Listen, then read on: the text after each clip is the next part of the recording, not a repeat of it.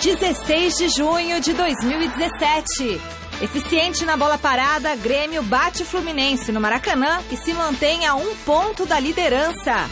Com o tricolor gaúcho na cola, o Timão vai a Curitiba enfrentar o Coxa e quer os 3 pontos para manter o primeiro lugar. Já em Salvador, para enfrentar o Bahia, Palmeiras busca os primeiros pontos como visitante no Brasileirão. Embalado por 3 vitórias seguidas sem tomar gol, Santos encara a Ponte Preta no Pacaembu, local onde o Peixe venceu os últimos 20 jogos que disputou. A raça de sempre, a vontade de marcar gols. Mas domingo contra o Galo, Lucas Prato não comemora. E ainda, os preparativos para o Fla-Flu do final de semana. Jornal Português diz que Cristiano Ronaldo quer deixar o Real Madrid. E com a presença do Rei Pelé, Copa das Confederações começa amanhã na Rússia. O Gazeta Esportiva começa agora.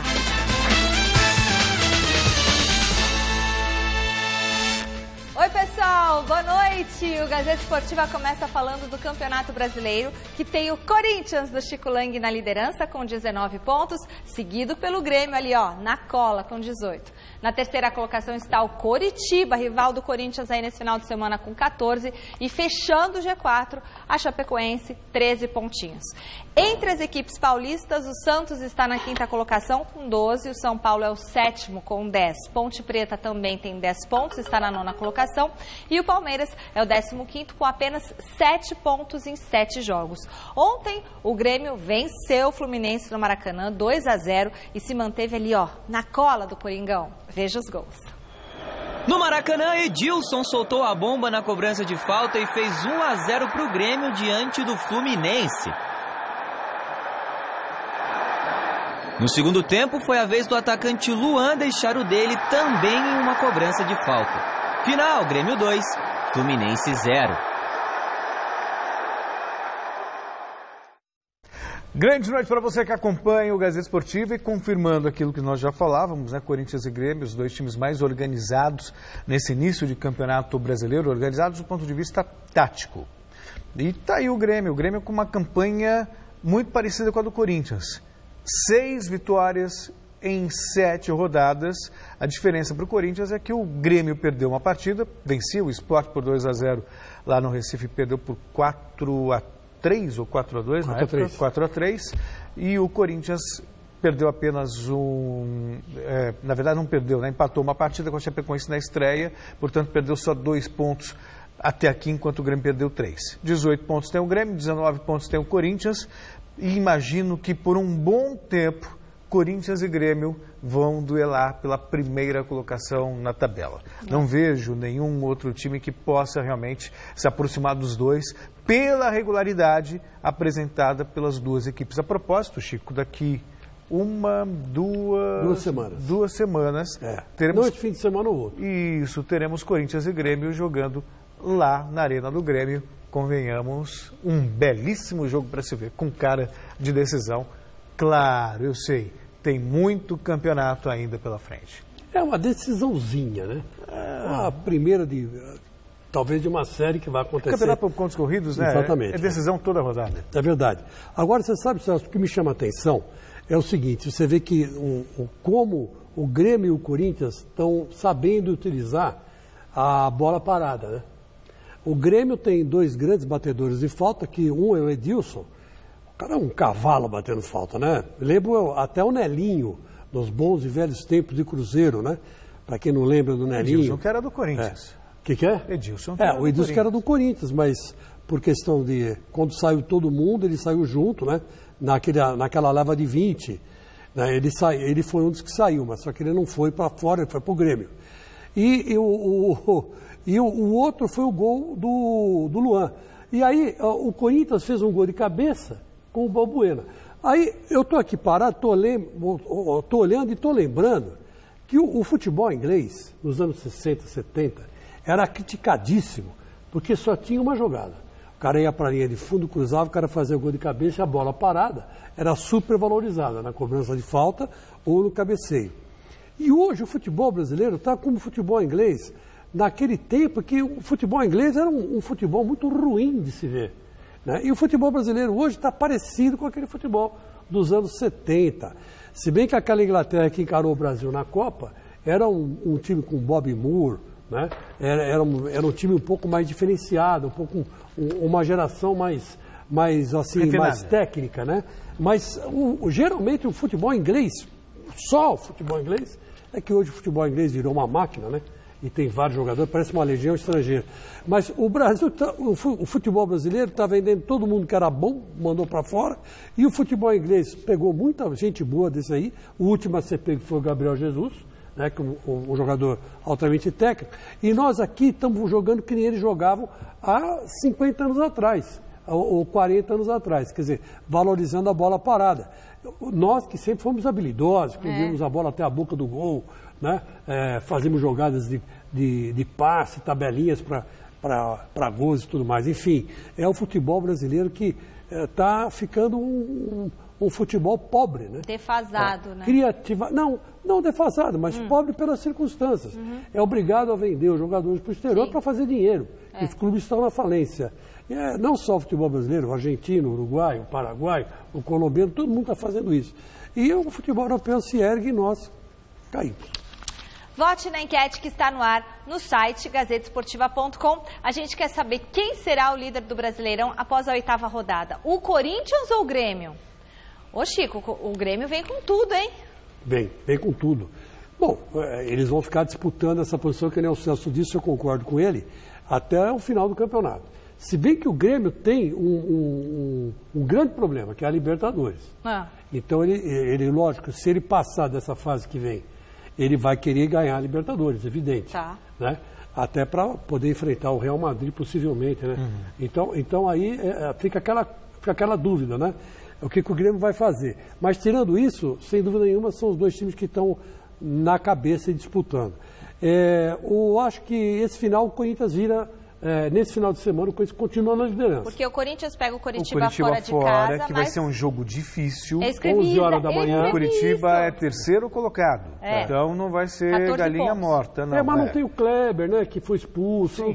Mas é um time desfalcado. bem montadinho tal, que faz uma boa campanha. Gosta de jogar verticalmente. E o Corinthians volta o Fagner mas até aí o Corinthians é uma boa defesa. Então, mas enfim. Acho o jogo do Corinthians difícil. Mas o Grêmio tem também, que é o melhor do Brasileirão até agora. Mas acho o jogo do Grêmio mais difícil que o jogo do Corinthians, que é o Cruzeiro em Belo Horizonte. A gente viu o Cruzeiro aqui jogando no meio de semana, quase complicou a vida do Corinthians. Nossa Senhora, o segundo tempo. É um bom time. Pois é, então eu acho que o Grêmio tropeça no Cruzeiro e o Corinthians continua na liderança. A pergunta é a seguinte: as muralhas de Jericó do Timão cairão ou não? Não. Porque as muralhas de Jericó caíram, né? Vai estar frio lá em Curitiba. Só existe uma possibilidade do Corinthians perder a liderança. Ele não vencer o jogo e o Grêmio ganhar. Se o Corinthians empatar e o Grêmio empatar, por exemplo, óbvio, né? Claro. Se o Corinthians empatar e o Grêmio ganhar, também perde a liderança. Porque a diferença é de um ponto, sim. Então então a gente quer saber a sua opinião. Resultado sai no final do programa de hoje. Entre lá no site gazetesportiva.com. Aliás, eu escrevi o meu blog hoje, Bela Jogada, falei justamente sobre isso. O Corinthians não vai ter vida fácil contra o Coritiba. Corinthians e Coritiba não vai ser fácil. E até porque vai estar frio lá. Mas daí? É frio, os curitibanos não melhor jogar no frio. O Corinthians não. 11 horas da manhã. Curitiba é a capital, o Londres. Nossa, mó gelado pra caramba. É uma delícia Curitiba. Eu adoro Curitiba, né? Mas vou torcer pro Corinthians, evidentemente. O time não tem nada a ver com a cidade. Bom, amanhã a bola rola pela Copa das Confederações e a abertura do torneio que antecede a Copa do Mundo terá a presença da majestade do futebol. Hoje pela manhã, os russos receberam uma presença ilustre na Praça Vermelha, em Moscou. O Rei Pelé foi o convidado especial do comitê organizador da Copa de 2018 para fazer a abertura oficial do relógio que conta o tempo para o próximo Mundial. Pelé já não tem a mobilidade de outros tempos, mas sempre encontra um tempinho para tirar fotos com os fãs. E, como sempre, foi político nas palavras. Ele disse que espera voltar ao país daqui a um ano na abertura da Copa e sonha com uma final entre Brasil e Rússia. E neste final de semana já tem jogo pela Copa das Confederações. No domingo, o México tem uma missão bem complicada contra Portugal. O técnico Juan Carlos Osorio levou a equipe A para a Rússia e não esconde que o objetivo é chegar à segunda fase do torneio. A seleção mexicana é a líder das eliminatórias da CONCACAF e passa por uma boa fase nas mãos do técnico colombiano. Em 23 partidas, são 18 vitórias e apenas 2 derrotas. O meia Hirving Lozano acredita que o jogo diante dos portugueses será muito atrativo pela forma que jogam as equipes. A dificuldade será para ambos os lados, disse ele. Vai estar difícil, sim, mas creo que vamos fazer bem as coisas. Carlos Salcedo foi além. Para ele, Portugal já deve ter assistido alguns vídeos do México, até por conta das atuações do time nos últimos anos. Nossa seleção ganhou respeito internacional e estamos focados para fazer um grande jogo. E temos que sair bem enchufados, como te lo comento, para fazer um grande partido. A quilômetros dali, a Alemanha fez o primeiro treino na Rússia nesta sexta-feira. A estreia será só na segunda contra a Austrália. Joaquim Ló deixou muito claro que usará a Copa das Confederações para experimentar jogadores que não costumam ter tantas oportunidades nas eliminatórias europeias.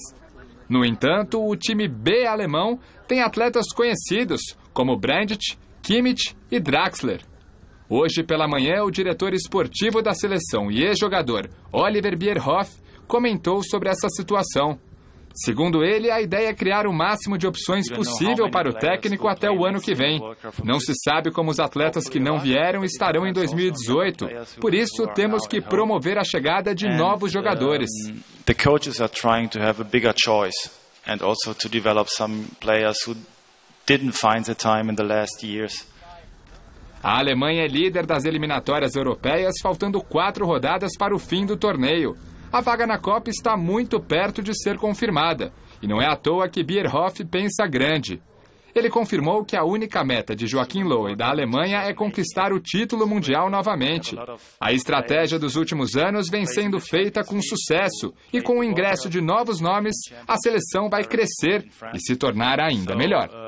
We believe that for making the team better and make the team grow, you have to give space and some rest to the other players. A Alemanha é muito forte em qualquer circunstância. Veio também com um time reserva nos Jogos Olímpicos e foi medalha de prata. Quer dizer, quase ganhou ainda a medalha de ouro do Brasil. Então, a Alemanha organizou-se muito bem depois da perda do título para o Brasil na Copa de 2002, faz um belíssimo trabalho. É, na minha opinião, favorita para ganhar a Copa das Confederações e maior favorita para ganhar a Copa do Mundo no ano que vem. Pobeda, Rússia. Sou Rússia desde criancinha. Que conversa é essa? O meu bisavô era russo, então eu vou torcer para a Rússia. Quero que a Alemanha se dane. Todos esses países têm que perder para a Rússia. Todos os países europeus sempre perseguiram os russos, fizeram os russos trabalhar que nem escravo para eles, desde a época feudal, entrou o capitalismo, sempre fizeram o gato-sapato da Rússia e da Polônia também. Então hoje o futebol russo vai ter que ganhar essa bendita desse campeonato sem vergonha, que o Brasil já ganhou 2 vezes. Não, ganhou mais. É o maior vencedor da história da Copa das Confederações. É o maior vencedor. 4 vezes. 4 vezes o Brasil ganhou. Eu me lembro de 2, mas tudo bem. Não importa. Eu lembro do Parreira e do Dunga ganhando isso aí. Mas tudo bem, as outras não me interessam. E eu vou torcer para a Rússia. Vai dar Rússia. O futebol russo hoje é um futebol modelo. Muito bom, Chicão. Pô, a gente é da época do Muro de Berlim, né? A gente é da época do Gorbachev, do Gorbachev, lá do Yeltsin. Da perestroika. Da perestroika. Perestroika. A gente estudava isso na escola. Hoje foi verdade, hein? Foi justamente o momento que a Rússia saía do capitalismo para mergulhar do socialismo para mergulhar no capitalismo. Boa, Celso. Há controvérsias, mas vamos lá. Uma das atrações da Copa das Confederações, o português Cristiano Ronaldo estaria decidido a deixar o Real Madrid, clube pelo qual ele acabou de ser campeão da UEFA Champions League. De acordo com o jornal português A Bola, CR7 já teria comunicado a decisão à diretoria do Real. Ele estaria revoltado com um processo que está sendo submetido pelo Ministério Público Espanhol, onde é acusado de sonegar quase 15 milhões de euros entre 2010 e 2014. O Cristiano Ronaldo está se sentindo perseguido pelas autoridades, disse que está insatisfeito insatisfeito com a falta de apoio do clube, segundo o jornal. A decisão seria irreversível e o periódico coloca Inglaterra, França, Itália e até China como possíveis destinos do craque.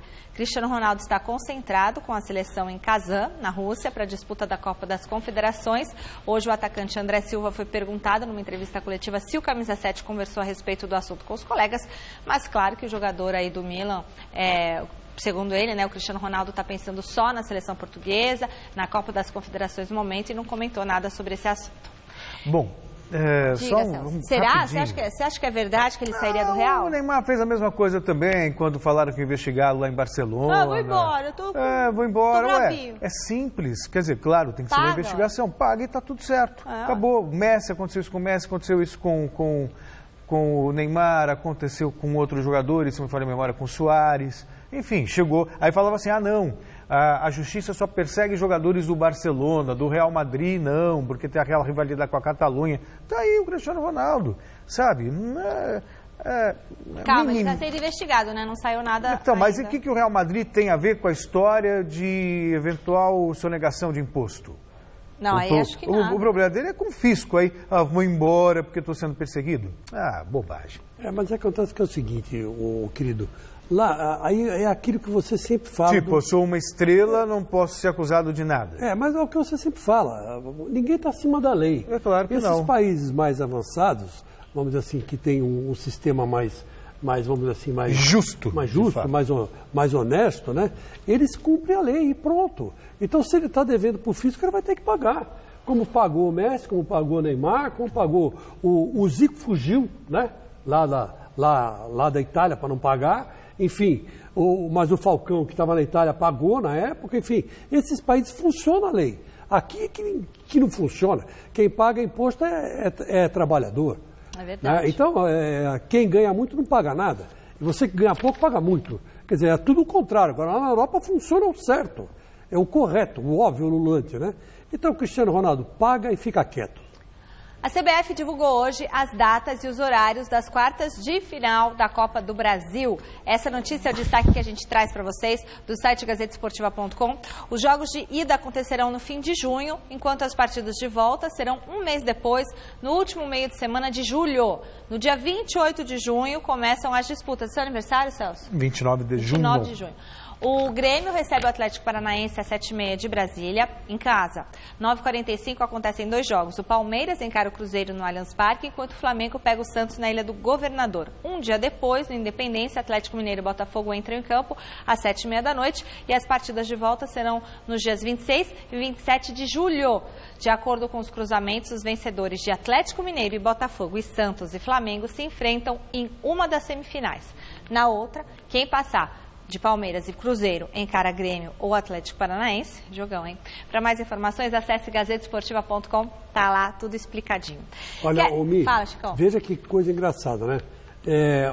Como a Copa do Brasil, de um tempo para cá, depois que deram um jeito de colocar todos os times do Brasil disputando, ficou um campeonato super interessante e difícil de se jogar.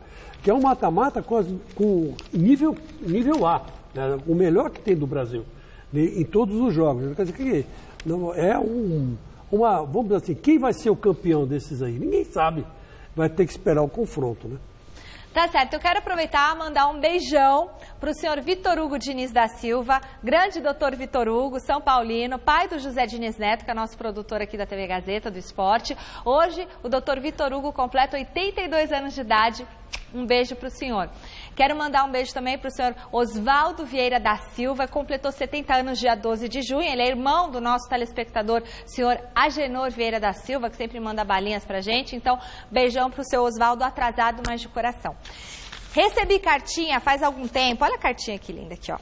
É do senhor Luiz de Serranos, Minas Gerais. O senhor Luiz, ele mora lá na Praça Tiradentes. Eu tentei ligar para o senhor diversas vezes, só dá a caixa postal, seu Luiz. Então, quem conhecer ele, né, ó, Luiz do Adriana, Praça Tiradentes, Serranos, Minas Gerais. Ele é de uma família de agricultores, fazem azeite lá em Minas, então eu deixo aqui um beijão para ele. Muito obrigada por tudo que o senhor escreveu para mim. E o último beijo hoje, antes que meu diretor, o Barba, me mate, é para o Cícero Lildivan, do sítio Jitirana de Aurora, Ceará. Gente, Cícero Lildivan, ele escreveu uma carta, que vocês não têm ideia, carta maravilhosa que ele mandou para mim. Ele adora meu trabalho, adora o programa, gosta muito de toda a nossa equipe. E ele mandou um santinho para mim do Padrinho Cícero, Padrinho Cícero, para me proteger. Já está na minha carteira, viu, Cícero? Então, Cícero mandou seu telefone para eu te ligar e te mandar um beijo. Então, ó, um beijo grande para você, Cícero de Aurora, Ceará. Eu conheço, viu? Fortaleza, conheço Ceará, amo essa terra maravilhosa, já fui 2 vezes e quero ir muitas vezes mais.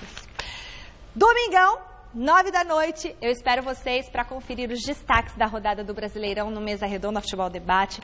Nós estaremos juntos, olha, vai ter os comentários do Chico Lang, de todo o nosso time de comentaristas, nossos especialistas, reportagens especiais e as presenças dos treinadores Fernando Diniz e Antônio Carlos Zago. Então tá marcado aí, anota na sua agenda, põe na frente da geladeira, encontro domingo, 21h, Mesa Redonda Futebol Debate, aqui na tela da Gazeta. Certo, Chicão? Certo, e vai ser o ataque contra a defesa, né? Porque o Fernando Diniz é ofensivo e o Antônio Carlos Zago gosta de jogar na retranca. Então não perca. Vamos ver quem vai ganhar o debate. Boa. Ganha, sabe quem? O telespectador que assistiu a Mesa Redonda. Prova ciclística 9 de julho, olhando de fora, uma prova como a 9 de julho parece que é uma simples corrida, né? Onde é cada um por si. Mas o trabalho em equipe é fundamental.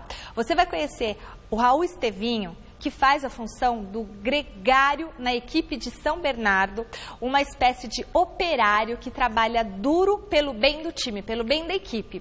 A reportagem é da Marina Paniza. Aos 32 anos, Raul Estevinho já é ciclista experiente e conhecido. É gratificante. E aí tem que tomar cuidado com o que faz também, né? Porque vira referência. Fala, o Raul faz, eu faço também.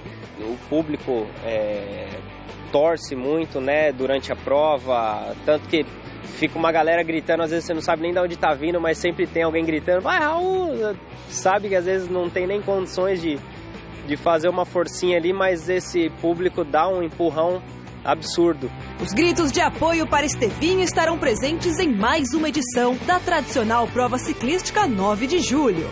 Tá emocionante, como os outros anos, o trajeto. Ficou muito bom, o pessoal gostou muito, favorece realmente ao sprinter, né, que vem para a chegada, uma prova plana. Tem algumas curvas rápidas, né, acho que essa é a maior dificuldade do trajeto. A prova anda muito rápido, chega a passar de 80 km por hora no túnel, então tem que ter bastante atenção quanto a isso. É uma prova clássica, acho que esse nome é muito forte no ciclismo nacional. Todo mundo quer largar essa prova, a não ser que seja só para participar, todo mundo quer estar lá. Sempre foi forte esse nome 9 de julho no ciclismo nacional.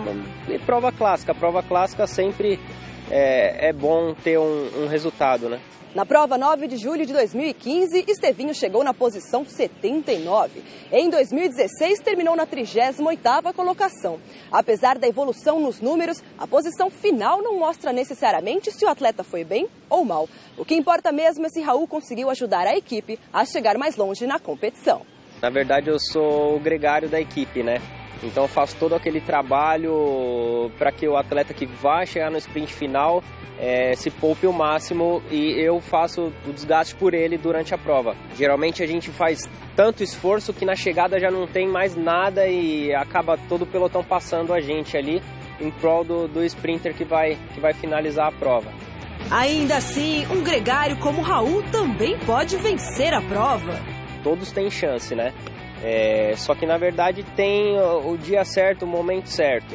A gente sai com um objetivo, mas tem que ter a carta na manga. Então, se acontecer de ter um destaque ou uma fuga que a gente fala, né, abrir uma certa distância do pelotão e o gregário tiver ali, tiver em condições, a equipe saber que ele tem condições de vir para a chegada e dar um resultado, aí a situação muda, vira o jogo, né? E o gregário tem chance sim de vir bem na prova. A situação do ciclismo está cada vez mais difícil. Raul correrá em 2017 por São Bernardo do Campo, já que sua ex-equipe Osasco acabou. Situação infelizmente recorrente, num esporte que precisa cada vez mais de apoio. A mídia ajuda muito. muito mesmo. E aí com isso vem os patrocinadores. Com os patrocinadores consegue bancar mais os atletas, sustentar uma equipe, que isso é a parte mais difícil, né? Então, se todo mundo fizer como a Gazeta faz, abraçar de verdade, com paixão mesmo o ciclismo, eu acho que já vai ser um baita feito aí para conseguir evoluir o ciclismo de novo.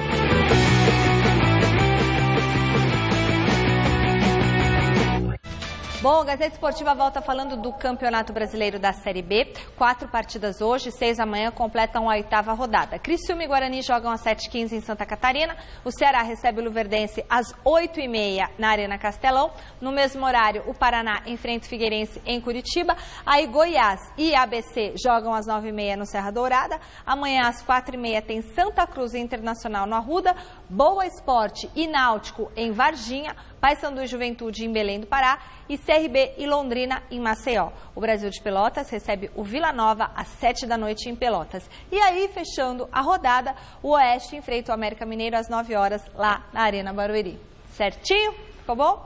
E agora é hora de conferir a rodada desse final de semana no Brasileirão. Põe aqui, Boquinha, Rogerinho, Barba, todo mundo, ó. Amanhã, 3 partidas. Atlético Goianiense e Atlético Paranaense jogam às 4h em Goiânia. O Vasco recebe o Avaí às 7h em São Januário. No mesmo horário, o Santos enfrenta a Ponte Preta no Pacaembu. Aí no domingo, às 11h, o Coritiba encara o Coringão no Couto Pereira. 4h tem Fluminense e Flamengo no Maracanã, jogaço. São Paulo e Atlético Mineiro no Morumbi. Bahia e Palmeiras em Salvador e Chapecoense e Botafogo em Chapecó. O Sport recebe o Vitória às 7h na Ilha do Retiro. A rodada vai ser encerrada segunda-feira com o confronto entre Cruzeiro e Grêmio no Mineirão. Certo? Beleza? O final de semana será de Fla-Flu no Rio. Enquanto o Flamengo tenta embalar no Brasileirão, o Flu quer voltar a vencer depois de 2 derrotas consecutivas. A gente trabalha para estar preparado, né? Então, a gente não tem essa de ser clássico, porque aqui no Flamengo todo jogo é importante, né? Mas é sempre especial também, né? Jogar um clássico. E a gente trabalha sempre, e conforme vai jogando, a gente fica preparado para poder jogar grandes jogos. Como é para você, tão jovem, também participar de um clássico que vai ser no Maracanã? A gente sabe que... Costumo perguntar isso sempre para os jogadores, porque o Maracanã faz parte um pouco do imaginário de todo apaixonado por futebol, né? A expectativa é boa, né? Como eu disse, jogar clássico é sempre diferente, né? Por ter aquele pré-jogo, toda aquela situação que envolve, ainda mais no Maracanã, mas a expectativa é boa. Aqui no Fluminense, mesmo quando a fase está boa, a pressão é grande, e jogar um Fla-Flu, que é, para mim, acho que o maior clássico do futebol brasileiro, não porque eu jogo no Fluminense, mas a responsabilidade é grande, a gente sabe da dificuldade que a gente vai enfrentar no domingo, mas eu acho que está todo mundo ciente de que a gente precisa melhorar, de que a gente pode melhorar, e eu tenho certeza de que a gente pode conseguir algo bom no domingo, com a ajuda da torcida, com o apoio deles no Maracanã. Acho que tem tudo para dar certo.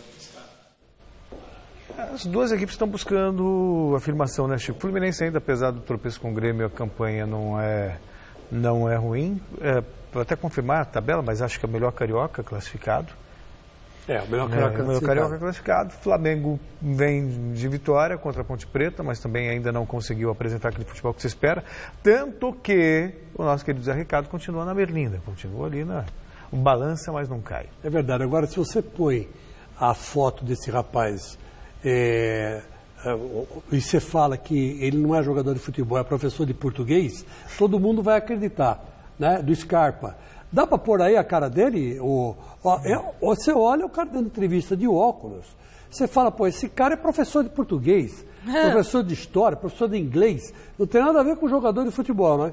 Mas o cara é jogador de futebol, e digo mais, um dos melhores meias do futebol brasileiro hoje, né? E você vê, ele está com óculos, meio marrudo ali, né? Meio cara de intelectual, enfim, eu acho que o futebol é isso, né? O cara dentro de campo, ele faz um papel, mas fora de campo ele, né, pode representar outro. Será que o Scarpa sabe inglês, português, dá aula de história? Chico, por enquanto, se ele souber jogar bola, a torcida do Fluminense vai ficar feliz. Vamos ver. Vai se dar bem com o Abel, né, que toca piano. Primeira equipe na zona de rebaixamento, com 6 pontos em 7 jogos. O Atlético Mineiro tem uma missão complicada contra o São Paulo no Morumbi, bastante criticado pelo péssimo aproveitamento no Brasileirão. O técnico Roger Machado falou do atual momento da equipe. Os grandes clássicos sempre já têm um elemento motivacional desde a sua origem. Mas mais do que a motivação desse jogo é a motivação da gente em virar esse momento ruim que nos coloca na parte de baixo da tabela. Não há motivação maior do que essa. Da gente agora passo a passo, ponto a ponto, sair dessa posição incômoda, nos colocar novamente dentro da competição e pontuar, fazer pontos importantes, que nos tirem dessa condição. Quando se entra na má fase, nada dá certo, e tudo é qualificado como errado. A principal virtude do treinador que o trouxe para cá acaba se transformando no pior defeito. A qualidade da chegada é o defeito da saída. Quando botar os 3 volantes, que teve 2 jogos com o Fluminense contra a Ponte, foram 3 volantes e que a gente perdeu. O questionamento foi: 3 volantes, será que não está na hora de botar um time mais aberto?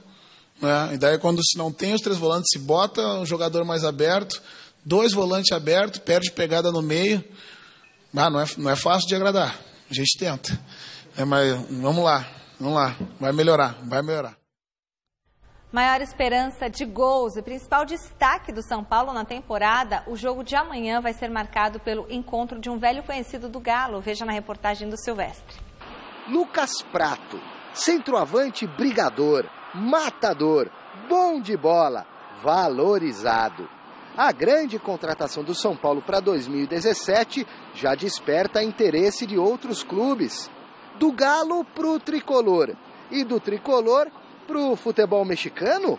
Essa proposta, por enquanto, não vinga. Eu acho que chegou alguma coisa para meu empresário, mas não estão os planos sair, nem os planos também, não é nem receber nenhuma oferta nem nada. A gente chegou agora, eu cheguei agora a São Paulo, mesmo saindo de um time em qual eu estava muito identificado, fiz esforço para sair, então eu acho que não vou fazer esforço muito grande para sair a outro time que é concorrente para brigar por títulos e querer ir embora em 2 meses, né?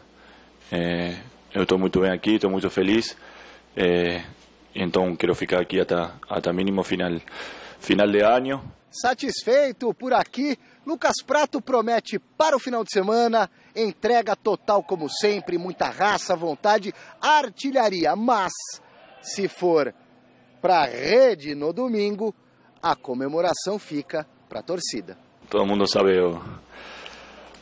o especial que para mim é Atlético Mineiro, e acho que é uma questão de respeito, às vezes, para o time, o clube que me abriu as portas, que me deu lugar no futebol brasileiro. Então, obviamente eu quero fazer gols, mas se me toca marcar, depende da situação que seja, acho que não. Ô Prato, não espere respeito semelhante do Fred para com o São Paulo. Não é um jogo 1 contra 1, é um jogo 11 contra 11, e somos 2 finalizadores, 2 centroavantes, então espero que domingo consiga ganhar o jogo e finalizar mais eu que ele. Então vai ser um bom jogo. E para montar o tal 11 ideal, o professor ganha reforços. Rodrigo Caio, Cueva, Thiago Mendes, entre outros. Então, ou mais importante do que o vai e vem das peças... Rogério sempre, desde que ele chegou, gostava de jogar, da ideia de jogar com 3 zagueiros. E acho que agora a gente está contando a identidade dessa formação. E ele está levando jogo a jogo esse pensamento, né? É repetir o esquema de jogo. Vá na do Prato, Ceni. A gente não pode perder um jogo que a gente venía haciendo las cosas bien y a otro juego ya mudar tácticamente, mudar todos los jugadores. Yo acho que el entrenador tenta mantener una base de jugadores y sobre todo a idea de los 3 zagueros y tácticamente como le quiere jugar. Ahí después individualmente cada jugador tiene que rendir a esa expectativa de que es São Paulo. Então aí já depois são decisões de treinador, quem colocar, quem não me colocar e quem não me não colocar, né? O Prato, ele é um jogador importante, não só pelos gols que faz, pela liderança que tem, pela postura diante dos colegas. Fez um ótimo trabalho no Atlético Mineiro, só que o Atlético Mineiro tinha o Fred. Prato e Fred juntos é meio complicado, ele percebendo que ia ter menos espaço. O Palmeiras demonstrou interesse, acabou contratando o Borja. E aí o São Paulo ficou com o Prato, aliás, antecipou o Palmeiras contratando o Prato, que, convenhamos, foi uma belíssima contratação. Embora o São Paulo esteja muito irregular, o Prato está bem no clube, tem feito gols importantes e é um jogador que, sabe, se adaptou, se acertou e ele fala, até o final do ano pelo menos eu vou ficar. Então isso é um pensamento profissional, correto, admirável. O São Paulo ganha muito e ele pode fazer a diferença contra o Atlético Mineiro. Ainda mais que o Cueva está voltando, o Rodrigo Caio está voltando, é um São Paulo um pouco mais forte. O Atlético Mineiro, ele tem um bom elenco, Chico. Puxa vida, tem Fred, tem Robinho, tem, sabe, me fugiu o nome do equatoriano agora, o meio-campista, daqui a pouquinho eu lembro do equatoriano, o branco, Barba, me ajuda. Mas enfim, daqui a pouco eu lembro o nome do 10 do Atlético. É um bom time, mas está muito irregular também, não conseguiu se ajustar, não conseguiu se acertar, está lá na zona do rebaixamento. E aí o Roger fala, está difícil de agradar. Eu acho que ele devia seguir o exemplo do Carille. Não abro mão das minhas convicções. E em cima dessas convicções, colocar o Atlético para jogar. Pois é. E, vamos começar já que você falou do Roger, começar pelo Roger. O treinador não tem que agradar ninguém, ele tem que botar em campo o melhor que ele tem. Ele tem que ter a sensibilidade, tem que conhecer futebol, para saber quem é que está... Eu me referi ao Casares, tá? Ao Casares, também eu acabei de me lembrar agora. Então, quer dizer, ele não está colocando em campo o melhor do Atlético. Né? Então, se ele está perdido, então pede para sair. Né? É simples, fala, olha, não deu certo, eu tentei montar um time, o time não está rendendo, ou se não, encara a realidade e fala, olha, o Campeonato Brasileiro já era, vou brigar pela Copa do Brasil, vou brigar pela Libertadores. Pronto. Aí é perfeitamente compreensível. Agora dizer que é difícil agradar as pessoas, então você não está lá para agradar, você está para escalar o melhor, para fazer o melhor. É que ele quis dizer que tem muita crítica. Se ele bota 2 volantes, reclama. Se ele bota 1, reclama. Se ele bota 3 atacantes, reclama. Dane-se. Mais crítica que o Carille recebeu, ninguém recebeu. E ele foi fazendo aos poucos, arrumando a defesa, depois que arrumou a defesa, arrumou o meio campo. Chico, e agora está chegando no ataque, e o ataque do Corinthians, nos últimos 3 jogos, marcou 9 gols, se não me falha a memória. Então, quer dizer, é gol pra caramba.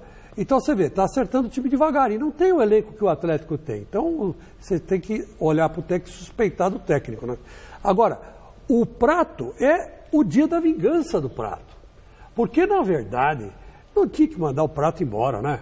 Não tinha que mandar o Prato embora. Tinha que dar um jeito de escalar ele lá. Ele saiu porque não tinha lugar, porque ele viu que o Fred se escalava no grito, ou se escalava... Quer dizer, o Fred é assim, joga 3 jogos, fica fora 10. Né? Então, ele não deu tempo ao tempo. Então, agora, no São Paulo, é o titular absoluto da posição, reveza às vezes com o Gilberto, mas às vezes joga junto com o Gilberto, ele vai querer deitar e rolar em cima do Atlético. Mas ele falou que não vai comemorar contra o Atlético. Ele pode falar o que ele quiser, mas quem está com raiva do Atlético, ele deve estar. E digo mais, se escolheu o São Paulo, escolheu errado. Devia ter ido para o Palmeiras. Achei que você ia falar para o Corinthians. Não, devia ter ido para o Palmeiras. É que na hora de investir, Chico, o Palmeiras não se interessou. O Palmeiras achou que era muito dinheiro para investir num jogador da idade do Prato. Preferiu o E o Borja é mais novo, é mais negócio. Pensando em negócio lá na frente. E o cara está no São Paulo, numa má fase, fazendo um gol por jogo. E o Borja, falei certo? Borja. O Borja não faz nada. Né? Então, quer dizer, é o fim da picada. Escolheram mal. Deviam ter levado o Prato. Bom, hora de falar do líder do Brasileirão, Coringão, pelo menos por enquanto, né? Acho que completou 20 jogos de invencibilidade e vai ter mais um desafio no próximo domingo. Vencer o Coritiba para se manter na liderança da competição. Mas o Corinthians tem aproveitamento de 100% fora de casa, hein? O repórter Osmar Garrafas esteve no CT Joaquim Grava acompanhando o treino do Timão. Que feriado prolongado, que nada. A sexta-feira no Timão foi puxada. Afinal, a próxima sequência do Corinthians no Brasileiro é um tanto quanto complicada. Domingo, Coritiba no Paraná. Depois, Bahia e Grêmio. E essa última partida pode valer a liderança da competição. São equipes muito qualificadas, assim como a gente encontrou o Vasco lá no São Januário, o Santos. E a gente tem que enfrentar, a gente está preparado. Qualquer jogo a gente vai dar o mesmo valor, porque são os mesmos 3 pontos, os 3 pontos importantíssimos. Então, a sequência é forte desde o São Paulo, né? Pegamos São Paulo, Cruzeiro, agora vamos pegar esses 3 times, mas o pensamento hoje é no Coritiba, precisamos fazer os pontos lá em Coritiba. Para o jogo de domingo, Carille não tem preocupação para montar o time titular. Com as voltas de Fagner e Rodriguinho, que estavam na seleção brasileira, ele terá força máxima. A preocupação do treinador está mesmo com a possível saída de jogadores do clube para o futebol do exterior. Maicon e Arana são atletas que podem deixar o Corinthians nessa janela. Os dirigentes já falaram que eu vou ficar aqui até o final do ano e essa é a minha vontade também. Então eu estou muito feliz no que eu estou fazendo. Estou bem tranquilo. Como falou para a Arana, falou para mim também os dirigentes, o Alessandro, o Flávio, que esse ano aqui eu vou permanecer aqui, esse é o que eu quero, isso é o que eu quero, né? Mesmo que a transferência não venha agora, os jovens valores do Timão não escondem o desejo de um dia atuarem no futebol europeu. Já me sinto realizado sim, mas eu tenho outros sonhos, também tenho o sonho de jogar a Copa do Mundo, também tenho os sonhos de poder disputar um time grande de uma Champions League, quem sabe vencer, enfim. Que eu quero conquistar grandes objetivos, como disputar uma Copa do Mundo, vestir a camisa da seleção principal, claro, também disputar uma Champions. Então a gente tem sonhos, né, que a gente tem que correr atrás. Enquanto o sonho de jogar na Europa não se concretiza, o desejo é o de fazer história por aqui. O objetivo agora é melhorar os números no Campeonato Brasileiro. Números que até aqui têm sido expressivos. Afinal, a campanha do Corinthians nesse início do Brasileiro, em 7 rodadas, já é a melhor da história dos pontos corridos. O pessoal passa pra gente os números, né? É uma realização nossa que sempre sonhou estar no profissional, né? Estar entrando em campo. Eu e o Maicon, praticamente quase todos os jogos do ano a gente fez. É bom isso, sempre nos dá moral, mas o foco é jogo a jogo. Acho que temos que manter isso, essa invencibilidade, o quanto a gente conseguir, jogo a jogo. Nosso grupo é muito bom, a gente é uma família, todo mundo se dá bem com todo mundo. E claro, se a gente manter essa cabeça no lugar e os pés no chão, vamos chegar muito longe. Olha, o sonho natural, né, do jogador jovem hoje, ainda mais quando chega num clube grande como Corinthians, Palmeiras, São Paulo, depois o próximo passo é o futebol europeu. Isso não se discute. Agora, o Corinthians vai ter que fazer um esforço para não perder esses jogadores na janela de agosto.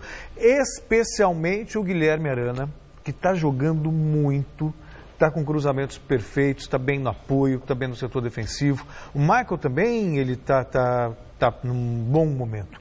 Mas até aí, o Carille ainda pode dar um jeito, pode usar o Camacho na posição, pode, sabe, ele ainda tem uma opção, né?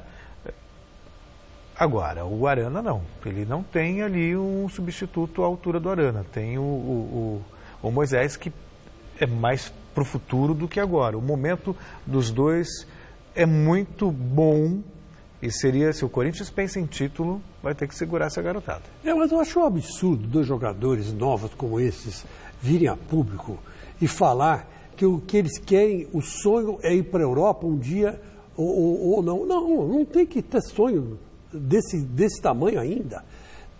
Tem o sonho do seu tamanho. Os dois aí, o Guilherme Arana e o Malcom. Tem o sonho do Michael, né? Tem o sonho do tamanho de vocês. O tamanho de vocês hoje é Corinthians. E talvez seleção brasileira, se vocês continuarem jogando dessa forma, e depois, quem sabe, uma Copa do Mundo ano que vem. Não tem que achar que eu quero ir para a Europa. Que Europa? Isso é papo de empresário já na orelha do cara. Olha, você vai para a Europa, continua aqui que você vai para a Europa. Tem um sonho do seu tamanho. O tamanho desses caras hoje é Corinthians e olhe lá. E olhe lá. E olhe lá, tá? E olhe lá. Então, eu fico revoltado quando eu vejo uma declaração dessa. Porque o cara já fica ambicionando, fica, projetando. Sonho. Eu também quero ter 5 milhões na minha conta. Não tenho. Só soltar um banco ou ganhar na loteria. Mas eles têm a possibilidade de realizar esse sonho. Tem a possibilidade, a mesma possibilidade que eu tenho de ganhar na loteria amanhã. Hoje em dia, vocês não têm condição de pensar em Europa. Fala do Jadson que não vai jogar. E o Jadson foi cortado. Tá poupado, tá com dor muscular, não vai jogar e tá escalado o Marquinhos Gabriel. Vamos poupar para evitar que... Ele já está sentindo uma dorzinha, então para não se agravar e perder o jogador por mais tempo, descansaram ele.